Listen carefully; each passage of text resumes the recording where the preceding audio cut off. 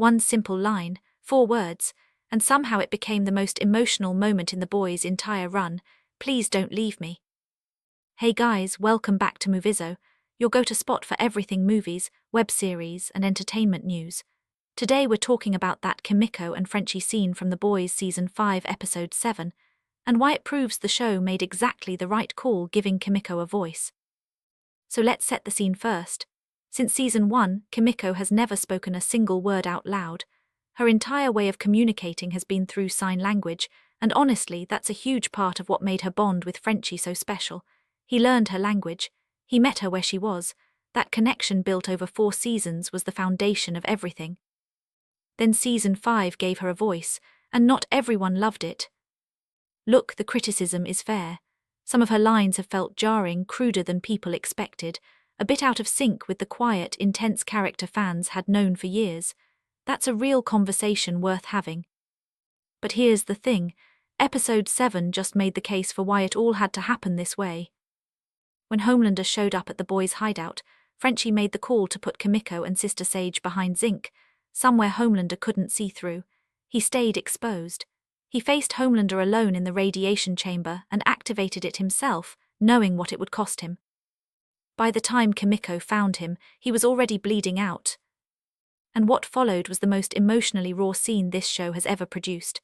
Frenchie, even in his final moments, was more worried about Kimiko than himself. That's just who he was right until the end.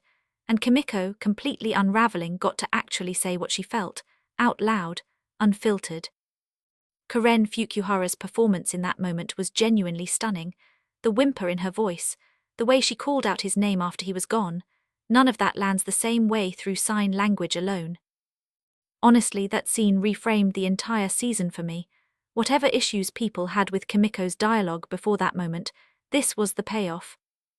Now there's an interesting debate around whether that scene might have actually hit harder in sign. And it's not a crazy argument. We've seen them communicate that way for years, and there's a deep intimacy to it that verbal dialogue can't fully replicate. Seeing Kimiko try to express total devastation without her voice, in that overwhelming moment, could have been its own kind of powerful.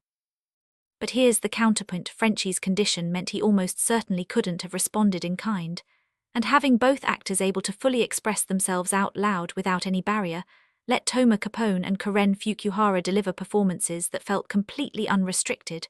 Raw, human, real. From a storytelling perspective, that freedom mattered.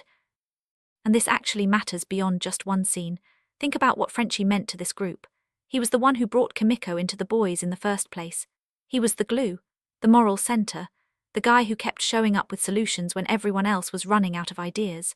Losing him was always going to hurt, but losing him in Kimiko's arms, with her voice finally able to carry the weight of that grief, made it devastating in a way this show rarely achieves. Compare it to Butcher losing Becca or Huey's goodbye with his dad. Both hit hard, but Frenchie and Kimiko's final scene tops them all because of how long that bond was built, and because both characters got to be fully present for it. Personally, I think the boys took a genuine risk giving Kimiko a voice this season.